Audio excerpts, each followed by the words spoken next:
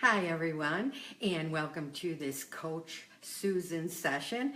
My name is Susan Dentino, and I've been coming just about once a week to assist you in getting the most out of your spiritual business. So I've created a playlist over on my YouTube station, and I'll be posting links to that so that you'll be able to access that. But pretty much on that playlist is every video that I've been doing from Facebook Live on CACR, and I think this would be episode 9. I believe we've done 8 episodes so far, and this is pretty much a Q&A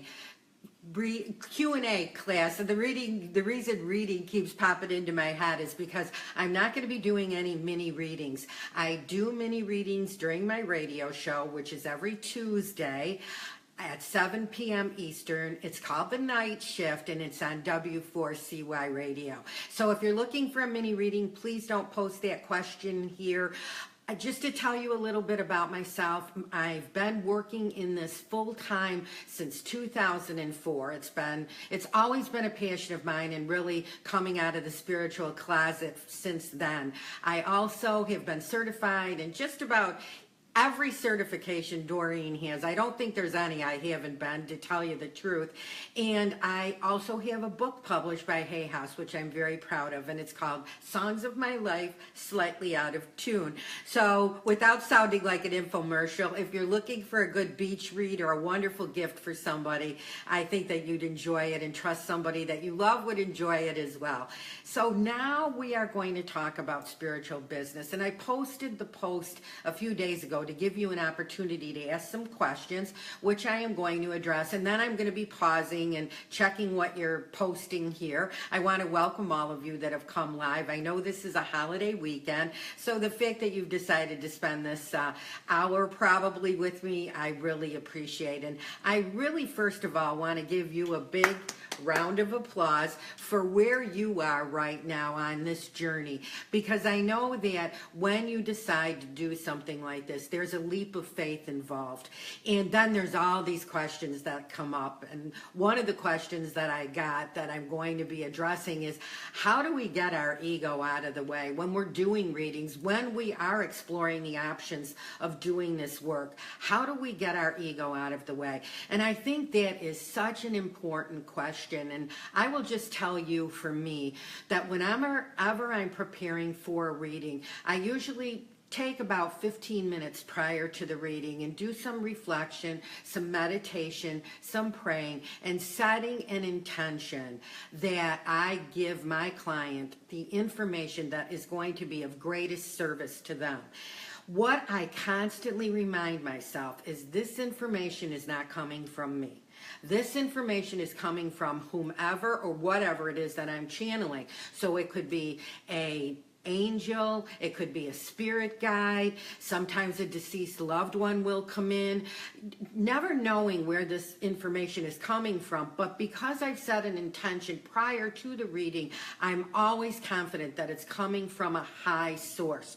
So once you really start focusing on bringing your information in and realizing it has nothing to do with you, it really helps you get your ego out of the way. So when you're doing readings, as I want to just check out this wonderful woman's name who posted this, Kristen. She asked this question, and when you're getting your ego out of the way and you're doing readings, I think not only does it really serve you when you're doing readings, I also think it serves you when you're approaching how you're going to do your business, what you're going to do to promote yourself, market yourself. And that seemed to be a really big question, marketing myself. How do I get the word out there? Well, as we're talking about doing and getting our ego out of the way and doing readings, I think it really goes hand in hand with how we market ourselves. We are not in a traditional business because, for all intents and purposes, we're selling a service that is built 1,000, 1,000,000, 1,000,000,000% on trust. So what is really the best source of your marketing is word of mouth. people that trust you, people that enjoy your readings, and then they're going to share this information with their friends, their relatives. Hopefully they're going to be shouting it from the rooftops. Now, how can you facilitate this marketing? Because word of mouth, of course, can be very slow starting.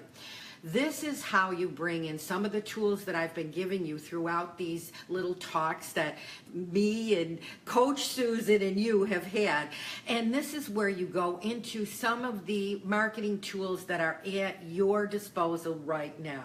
And each of the ones that I'm going to be briefly discussing is discussed in length in the videos, because I think I've pretty much covered anything, and I'm really open now to any suggestions you might have as to subjects you'd like me to cover.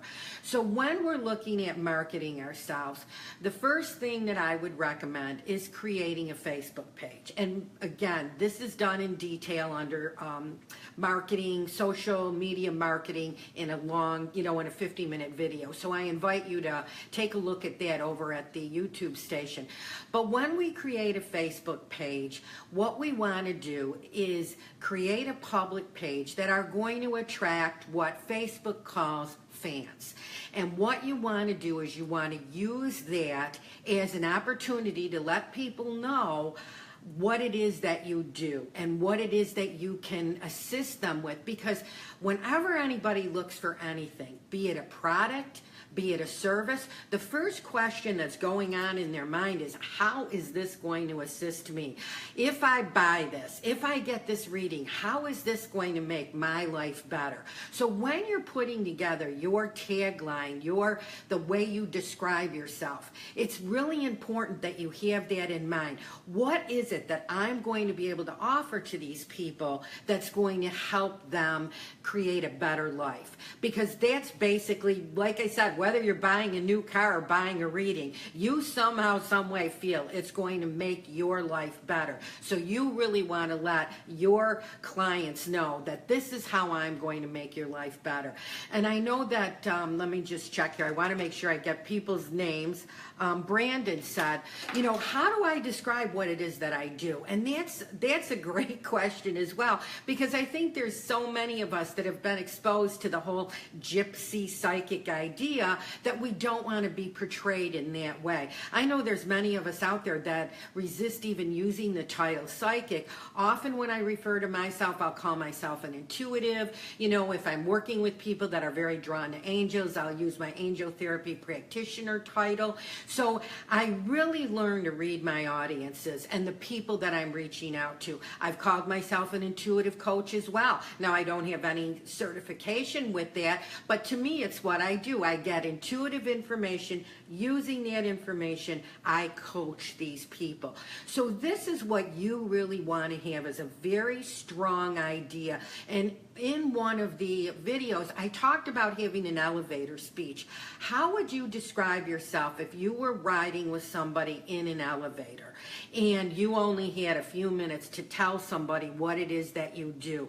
And I think more and more, all of the takeaways from everything we're going to be talking about where marketing is concerned is to make sure that you're thinking it through, that you're planning it, that it's not just, oh, I've got to get something up on Facebook, and you throw something up there and you're not really clear on what it is that you want to do. So I think the most important thing you can do, and I always feel like, first of all, we're in this new moon energy, which I just talked about on my new moon broadcast a few days ago here on Facebook. This energy, because it's a super new moon and it's so close to the planet, this is a really great energy for creating intentions, setting intentions, looking at where you want your life to go. It's also, because we had that full moon in Scorpio back on May 10th, it's also a huge time of releasing. And what I have learned about this new moon is that we can't start something new unless we've let go of the old. So if you have any preconceived notions or feel at all weird about what you do, you have to release that and let that go and be very proud of who you are, what you are, and remembering that you are really doing a huge service for so many people, and that is your goal. Now, in addition to helping people, we certainly want to make money doing this, and I think this is where all these questions about how do I market myself? One lady, Ginger, asked me, she really wants to be able to use this to support herself right now. So again, there's ways you can put little things on your Facebook page, and I strongly advise you to Google the how-to do all of these things. I also put some links up a while back on how to really create a Facebook page. Those are very distinct things to do, and I highly recommend that you research it. But there's ways, I think it's a Shop Now page or Book Now. There's ways you can put a button so that people will go to your fan page and can actually book your services that way. And again, this is all learning how to do it. Also, another thing that you can do is research some of the online services that you might be interested in being a part of. Now, what Ginger expressed was that when she has reached out to some of these services and identified herself as a card reader, they aren't interested in employing her on that level. If you're looking to get involved with a psychic online service, first of all, you really want to look at who's working there, because this is a group of people that you're going to be identified with. So you want to make sure that these are people, and just by looking at the page, use your intuitive ability. You're going to know if this is something comfortable to do for you. So read the descriptions of the people there. How does it feel looking at, most of the time you'll see images of people. How does it feel to just be with those images? And then I would say any psychic online service that doesn't have some kind of a testing, in other words, really making you do a reading for a few people that they can really qualify you, I think you've got to be leery of. Now, when I went through the online service that I was a part of for a while, what I did was I had to do the testing, and I was quite along in my career by then. So I did use cards, but I only use cards in my more lengthy readings. I just got, to be able to get answers relatively quickly because these people are paying by the minute. But if your source is being a card reader, then what I would suggest you do is find a service that's going to cooperate with that and not necessarily tell them how you're getting your information. If you're doing a reading for somebody, you're doing it intuitively, and yes, you're using cards, but my guess would be much of the time those cards are validating your readings. So it's not that you can't get information intuitively as well. So take a look at these services. Make sure you're comfortable with it. If they say, well, we don't want a card reader, offer to do a reading for whomever makes these decisions and show them how quickly and concise you can be. You're going to have to do some aggressive selling of yourself. And this is where that believing in yourself is so important, because you're new and trying to get yourself out there. Just to use myself as an example, with the book that I wrote, Songs of My Life, Slightly Out of Tune with Hay House. I thought being published by Hay House, all the doors were gonna, just be whipped open, and wow, I was going to be on the bestseller list before I knew it. Well, it didn't really quite work that way. I had to do the marketing all on my own, and so I got some people to help me to get some book signing events set up. So I had to find people that would work with me to get my name out there. That's what you have to do. You've got to allow yourself to get your name out there. And at times it's going to take some persistence and really pushing yourself. And this, again, I think many of us light workers doing this work, that's not our nature, to be pushy. And I'm saying that you're going to have to be persistent. That might be a better word to use, make you more comfortable. But you're going to have to believe strongly that what you have to offer is really worth buying and worth selling. So I'm going to just take a look here at a couple of the comments and questions that have come in.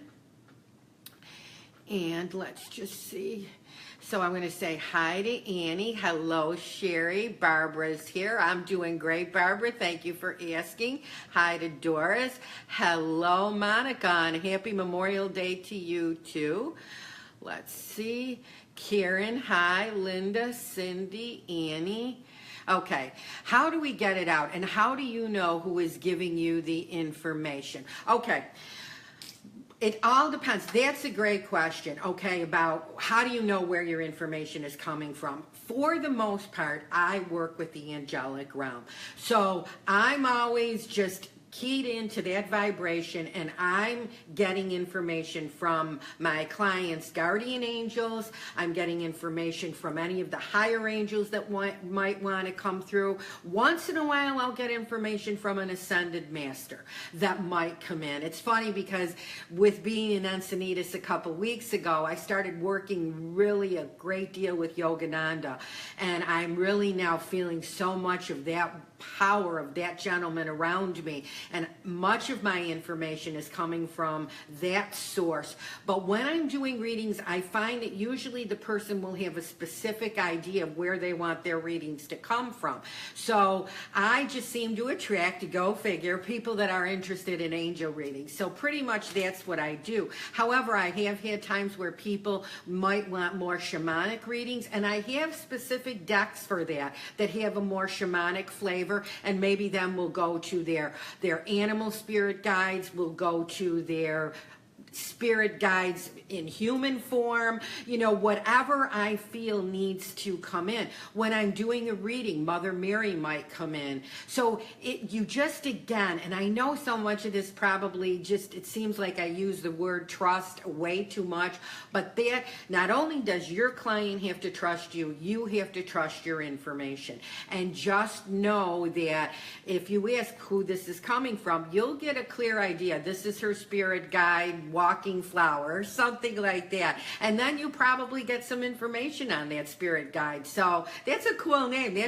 Maybe that's one of my spirit guides. It just kind of flew in. So the information will really come from whomever you ask for the information. And then depending on the decks you're using, I've been using an oracle deck by Sandra Taylor lately. It's an energy oracle deck that has angels, words, it's got all different types of symbols.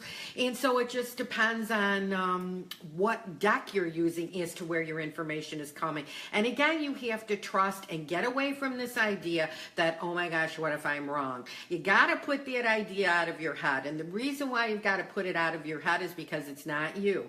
Going back to the ego, that's your ego kicking in, saying that. You're not going to be wrong because you're not doing this.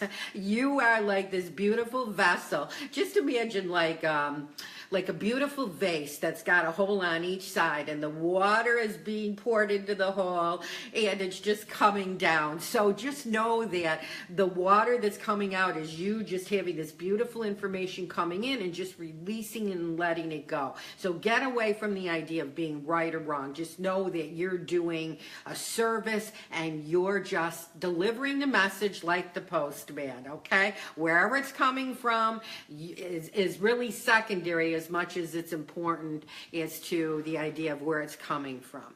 Okay, so Annie, thank you for that. Let's just see.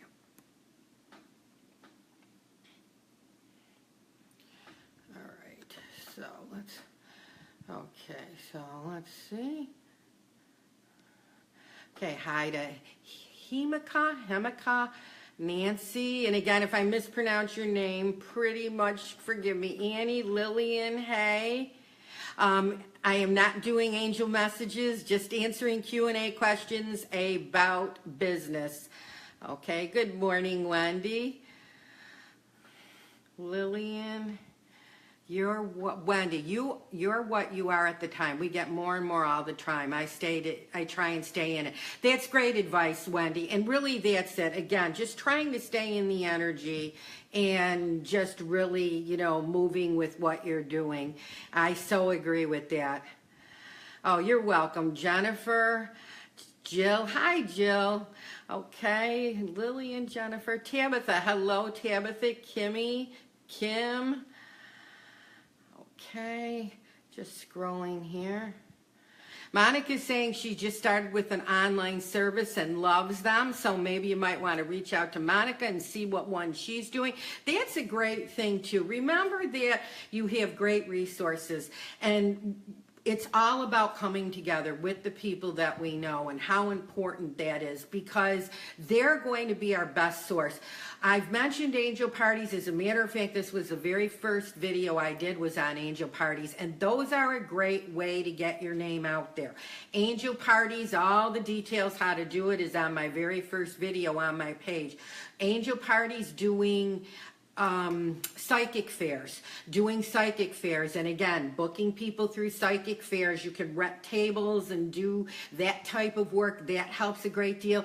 You can also, if you want, once your website's up and you're feeling good about the way it looks, you can also have a click for advisor button on your website. Many of the online services use click for advisor, and you can use that on your own. And I actually researched that not that long ago. There's certain fees and charges that they charge you, and I had my daughter, who's an attorney, go through everything. And basically, if you're not doing a phone reading, you don't pay them anything. And I'm not sure if you're just with them, if you can do email readings, all the options. But what you can do is put a click for advisor button on your website, and you can make yourself available, promote yourself on Facebook, do whatever it is you would like to do. And then what you can do is be on call for readings that way. Now again, when you're not with a group and it's you yourself, what can be a challenge with that is how you get your name out there. You know, how do people even know that you're waiting for a phone call when you don't have a great deal of people that are fans on your Facebook page? You might want to send out an email, and we talked about email marketing last week and starting to create an email list.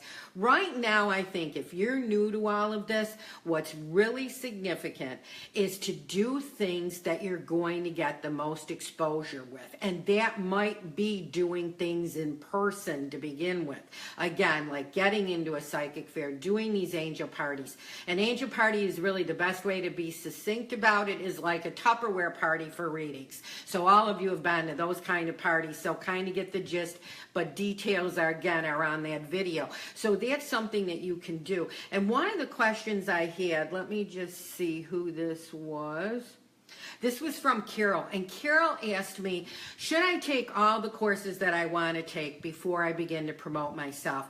And I think this can be, I can give you two answers for that. First of all, again, because we're really taking this time to decide what it is we want to be and who we want to be. Do we want to be a Reiki healer? Do we want to be an angel intuitive, a certified angel card reader, a fairyologist, a crystal reader? What is it that we want to do? And if it's all of the above, and you're going to market yourself as all of the above, then you might want to take those courses and then list yourself as all of those things. So you could do that, but the one thing I want to caution about going this way is just to make sure that you're not using that as a procrastination technique. I've had people that I know that take 1,000,001 courses and never get out there, because experience in doing this work is your best resource. So you can take all the classes in the world. It's just like me trying to learn how to paddleboard.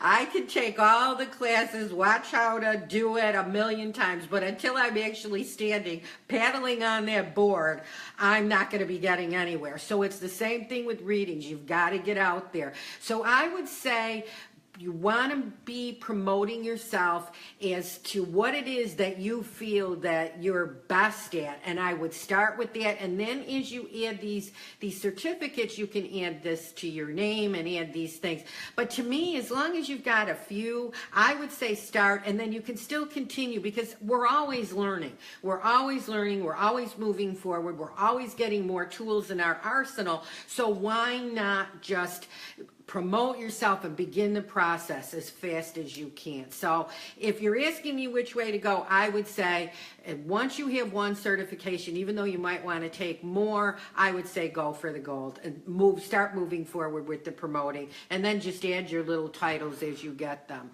Okay. Sharon, again, I'm not doing readings. Ryanka. Want to know about my healing and teaching career? Again, that would be a reading, so check out my radio show. Angela, hi. Wendy.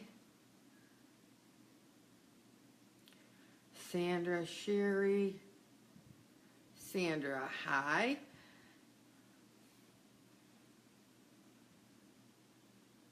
So I think there's some conversations going on in here. So Annie, Kayleen, hello. Angela, can I use just Facebook first without a website? Yes, you can. As a matter of fact, I recommend that.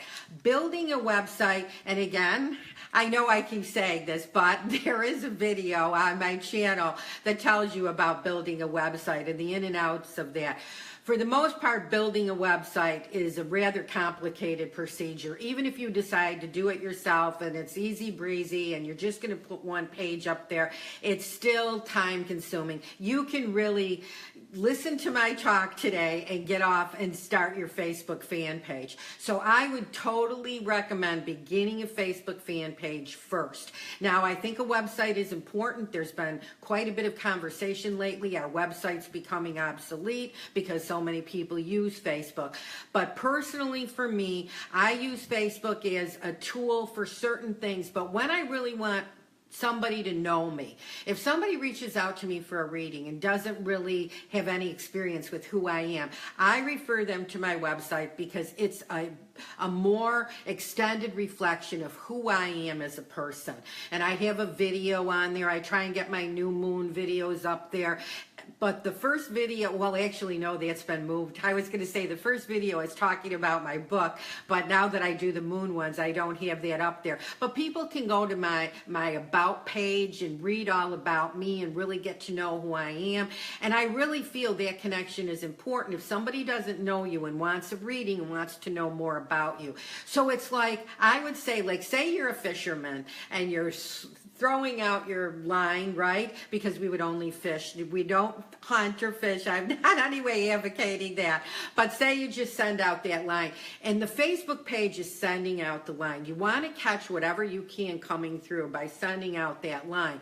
Your website is really then the meat and potatoes. Like what I try and do, and again, I've had so many things going on. I haven't been as faithful as I should be. But what I try and do is post like my Susanisms blog from my website, and what it does is automatically go up on my Facebook fan page. So what that will do is that will have people read the beginning of it, just a teaser of what the blog's about, and in order to read the whole blog, they have to click on it and go to my website. Then they're going to be exposed to my services, my products, etc. So yes, I feel it's important to start with a Facebook fan page because it's easy, it's quick, and it's a great marketing tool. And we got into this last week a little bit when we were talking about email marketing, and somebody had put a question up there, and we had talked about one card pulls because I know a lot of people are putting up a card of the day.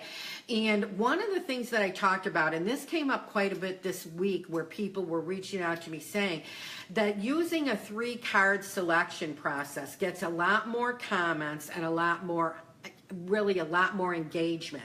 And again, with anything that you're doing, you're trying to get as many people engaged as possible. So what you would do is, and I have never done this, so I'm not an expert, but I would say probably you'd get 3 cards, take a picture of these cards face down, and then with one of the text services that you can use, Photors, one, maybe list 1, 2, 3 on each card, and then invite the people that are looking at these cards to select a card, and then tell them by the end of the day I'm going to post your reading. I have found those get more engagement, and I've had people say that they found the same thing. So just an idea, posting a card a day is a great thing, but if you're really looking to engage and get yourself out there, that seems to be a trigger that appeals to more people.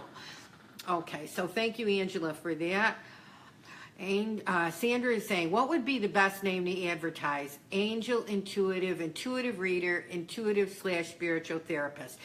I think, again, Sandra, it all depends on who you're advertising to. Okay, sometimes I'll be like, I do motivational speaking, and I will be talking about what it is that I do, and I'll like going a roundabout way about doing readings. And what I'll call those readings is intuitive coaching sessions. So I will approach it that way. When I'm with a group of people that I know are strong angel fans and really feel like this is where they want their information to come. For instance, there was a time I taught a course in a senior citizen center, and it was about Meet Your Guardian Angel. That was the name of the course.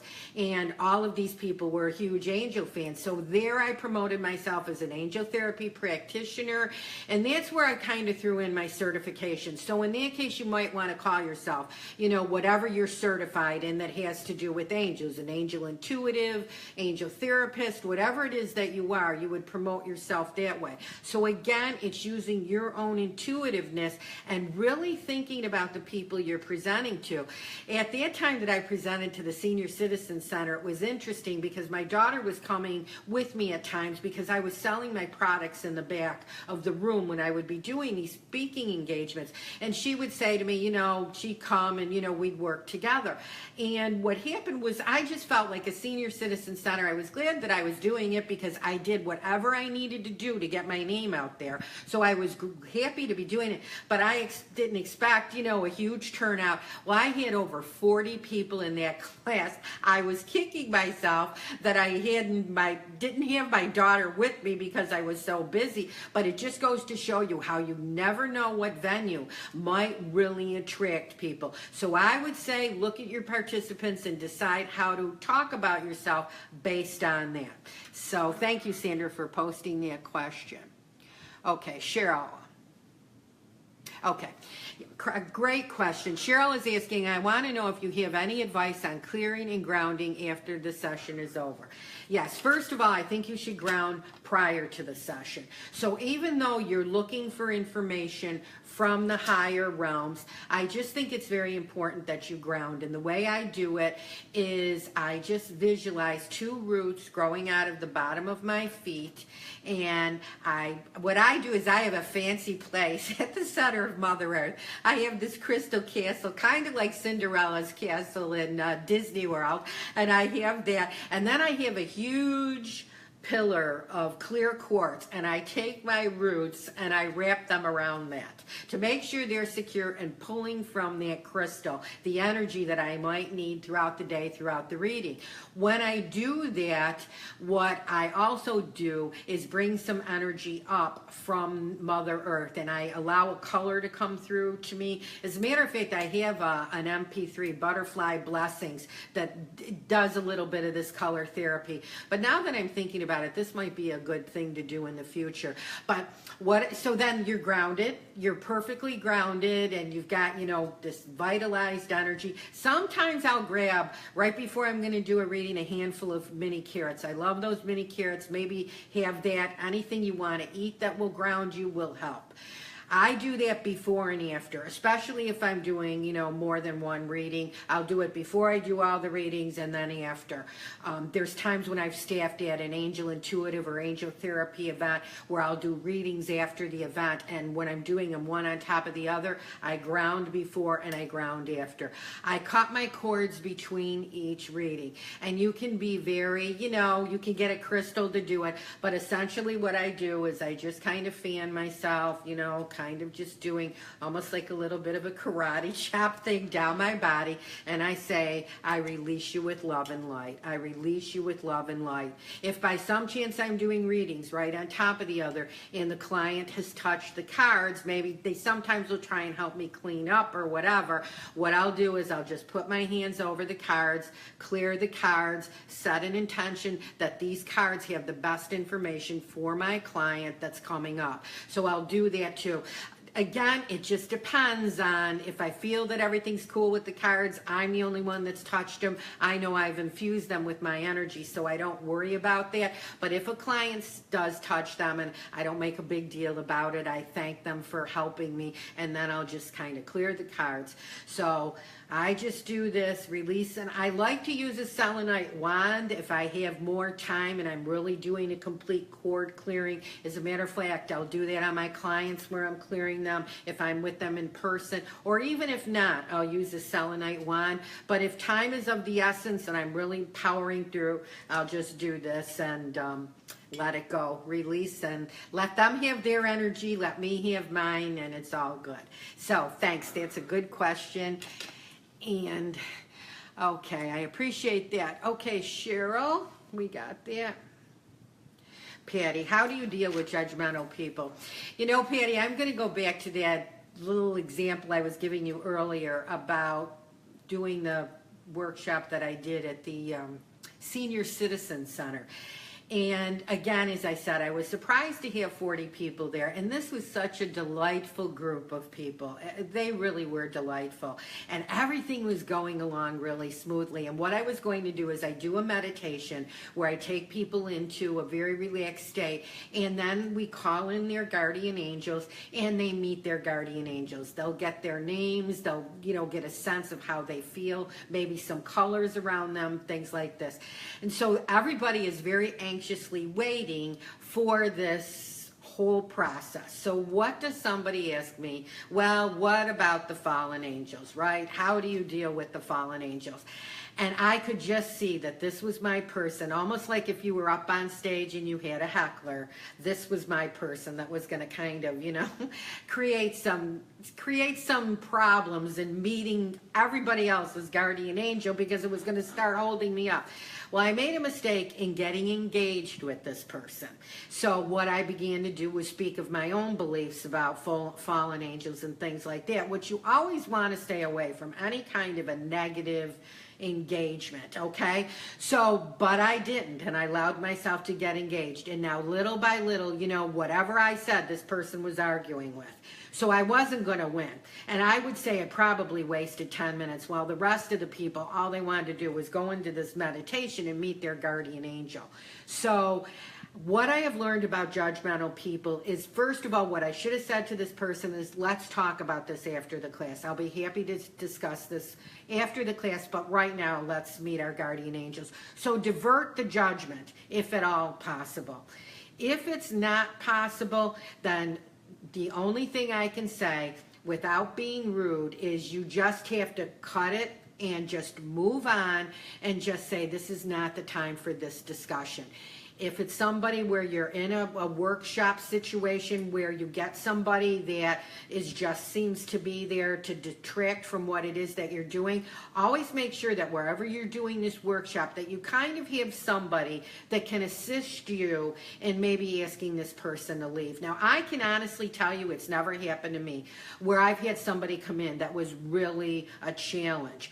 The best advice is to not let them draw you in and have a situation where you can release and really allow the person to either have their own dignity without, getting caught up in this conflict and just agree to disagree.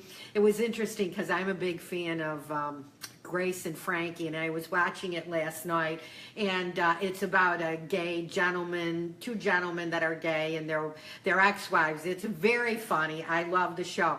But there was, Martin Sheen's character was actually doing a play, and there were all kind of people outside protesting this play because it was a gay play. And, you had, like these people that were bullyish kind of thing, and nothing super, but just the whole idea. And Martin Sheen's partner, Sam Waters, I'm almost positive it's Sam Waterside, I think, or I never remember, but Sam Waters something. He allows himself to be engaged, and he ends up throwing water, and the whole thing escalates. And that was the big message that Martin Sheen said to his partner: we don't get engaged, because for the most part, you're not going to change somebody's mind. So the best thing you can do when somebody's being judgmental is to just cut it as easily and as with much dignity as you can and just move on. And remember, you're in control. But these are good things to be aware of. You always want to set your intention prior to anything that you're doing, a reading, workshop. going to a psychic fair that only the very best people are going to come. And I'll tell you, it works 99.9% of the time. I literally can say that was one incident that I had an issue with. And one time in an angel party, I had somebody come in that had been drinking. And that was before I knew that you tell no alcohol, you know, at these parties. And it was a gentleman. I actually got to a point that I was a little bit fearful because he was getting aggressive, and just, you could see, you know, that was not a good energy. I learned from that, and that was the only time. So setting your intention helps.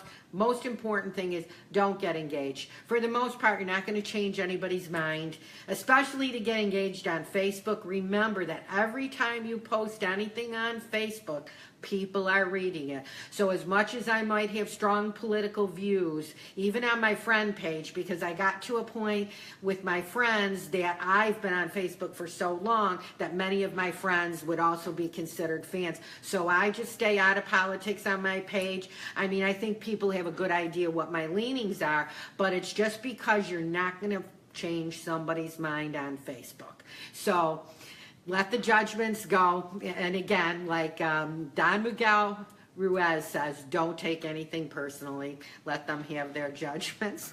So thanks for asking that question, Patty.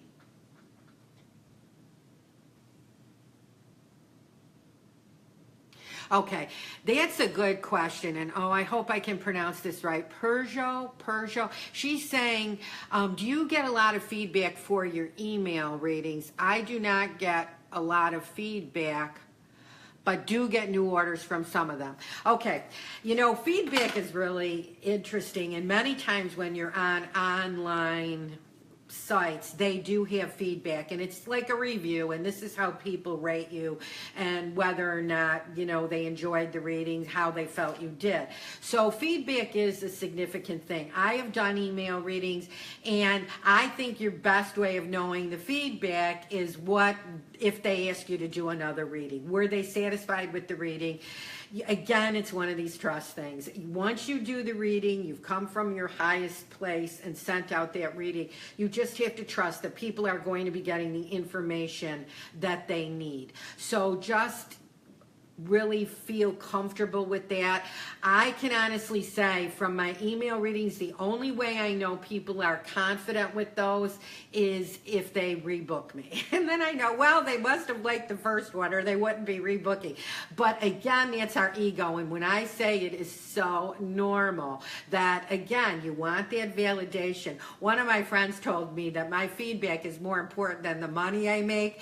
And I was embarrassed to admit that, yes, that's true. Because, you know, I would constantly go back, and I think I told you last week about how I have that meditation up on Insight Timer where people can just, you know, review it. And I thought, oh, wow, this is going to be so much fun, until I started getting some one-star reviews. And the big complaint was people did not like the music. That was the big complaint. So I ended up changing the music. But wow, you have to really have a thick skin. Again, for the most part, you're going to find that the people attracted to you are the people that are going to leave you positive feedback, but it's like cutting your cords. Once that email is done, you've done your reading, you know you've done your very best, you cut your cord, you release it, and you trust that that the information that you're getting to your client is exactly what they needed to hear. So, not getting feedback doesn't mean you're not doing a good job. Thank you for asking that.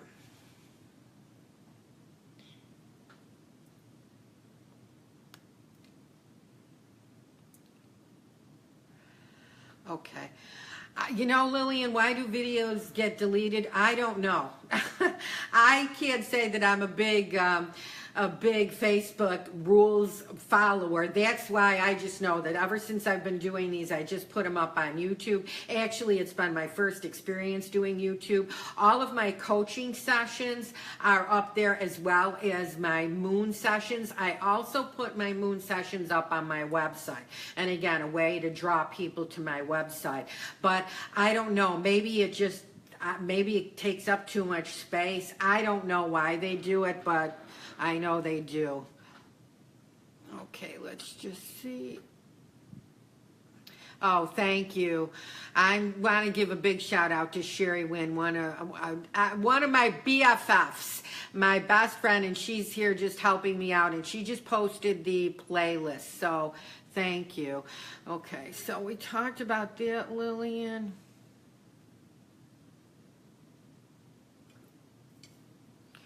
Yeah, I don't know, Lillian. She's reading all those rules. Angela is very overwhelming. Get some, Angela, like I said, when you're starting anything new, I know that it can be very overwhelming, and I know that there's so much information that you're being given, and that's why I think something like these sessions, really to digest them one at a time, there is so much information going out, but keep in mind it's like you are really starting your own mini business, and whenever we do anything, especially if you're doing this and it's the first time you're really putting yourself out there, not only are you putting yourself out there in a way that you're really promoting a business, you're also promoting yourself. I think this is a very personal business to be in, because you have to have such confidence in yourself. And because of human nature, because of our ego, confidence can sometimes be at a premium because of what we do. So just give yourself permission to feel a bit overwhelmed. And I really think that it's a great idea too, to just use an opportunity to go into meditation, to be calm, and ask for answers as to how's the best way to start. Maybe making a list of steps that you feel that you could take to get this going.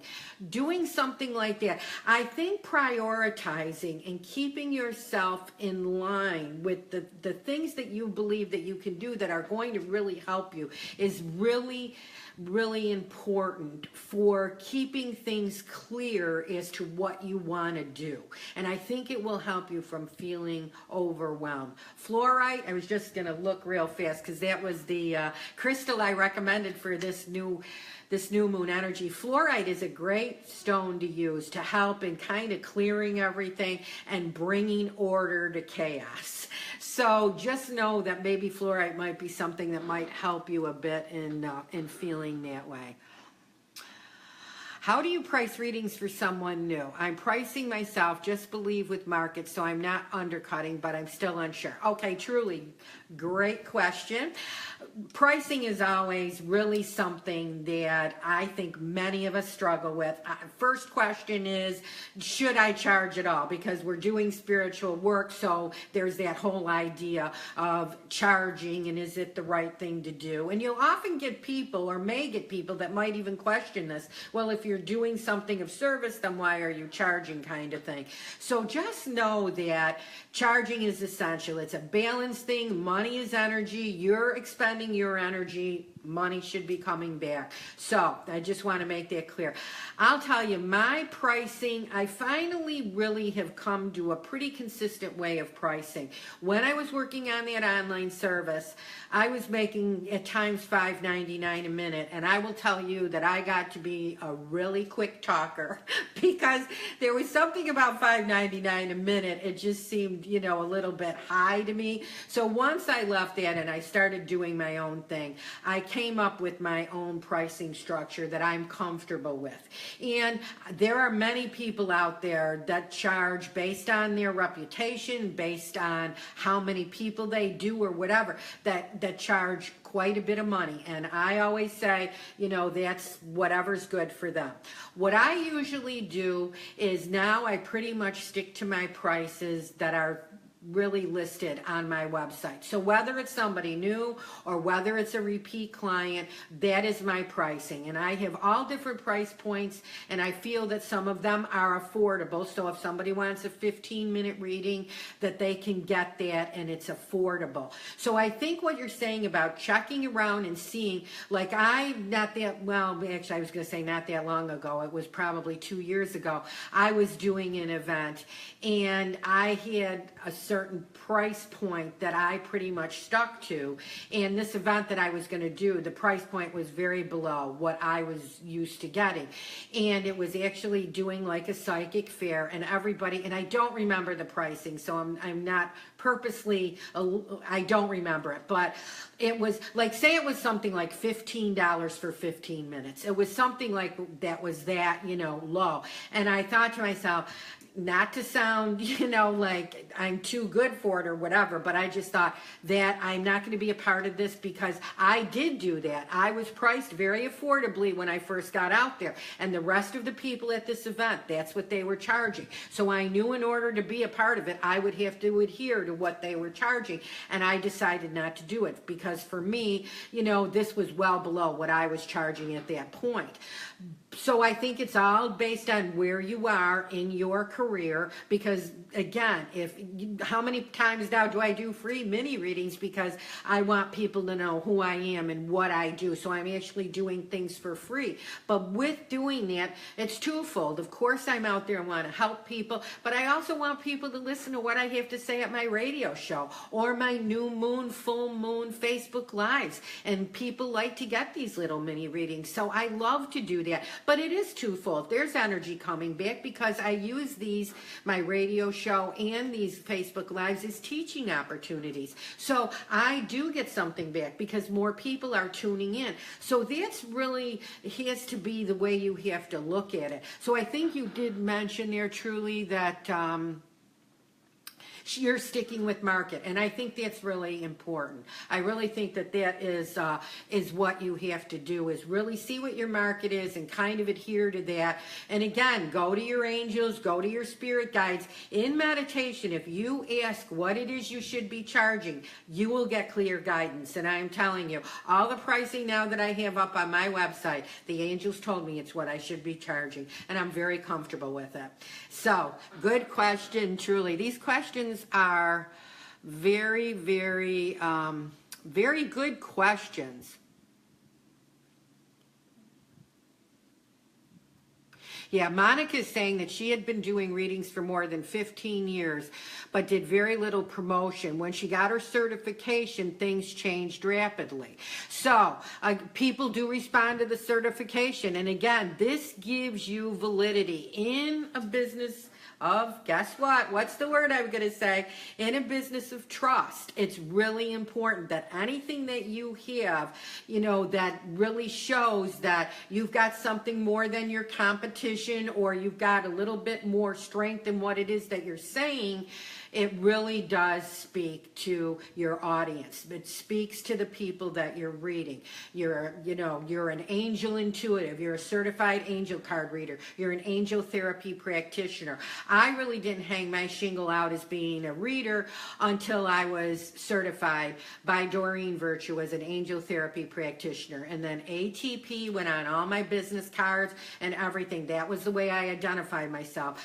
What I would do on my business card usually is I would have, my name, I'd have that ATP after that, because angel people would know what that meant. And then so that I could use the card in other situations, I would have intuitive coaching under that as well. So I would, again, one card, I did eventually go to 2 different cards depending on what, where I was dispersing them. Now my card is, really promotes my book. So it just depends. You can do them so affordably that, like anything, you can have more than one. But yes, I agree. The certification and having it on your business card really does help. And a hi to Tammy, and Kate's joined us. Helen. Hi to Helen. And, well, see now, I'm assuming this is Sherry saying that Facebook does not delete live videos. And again, see, I have no knowledge of this. I know that Sherry is a Facebook pro, so maybe there is a way to find them out. Yeah, Lillian is asking about these videos. So I don't know, Sherry, if you're there and you have an answer. I don't really know. Let's see. Helen is saying, I'm getting between 500 to 900 comments every Saturday. I lay out 3 cards upside down. See, Helen, thank you so much for sharing that. I think it is. I think that is a huge promotional tool, is using that 3 cards down. I think that, actually, I'm going to really look into it myself, to be honest with you, once I can figure out exactly the configuration and how to do it, because I think it's fun, too. How many of you have clicked on those links where it tells you, what your color is in your auric field, or what your personality is, or what goddess you were in a past life. It's fun. That's something that's fun, and that's a whole nother thing. Whenever you can put a little bit of fun into what you're doing and draw people in, that's a great idea. So thanks, Helen, for sharing that. Okay, and Sandra's saying thank you. Yes, angel intuitive and angel therapist are both trademarks. So whenever you're using ATP, any of those, CACR, AI, you always have to make sure on your business cards and things like that that you're using the little trademark sign. Okay.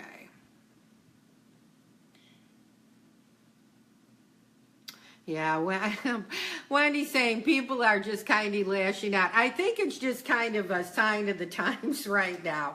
I think right now, unfortunately, I posted something not that long ago, one of my pretty boxes, how the light will overcome the dark. And I think at times it's hard to remember. I look at us as soldiers of light, each of us having our armor on, and this is where we always want to make sure we protect ourselves. And you know what? I think that's what I'm going to talk about next week. I think next week I'm going to talk about protection, cutting your cords, the techniques that I like to use, grounding, because I think it's really important that we all, realize the importance of taking care of ourselves energetically. And I'm going to talk a little bit more about charging people, because we haven't talked about pricing at all. So I will talk about that next week. It'll be same time, same place. We'll be doing this together.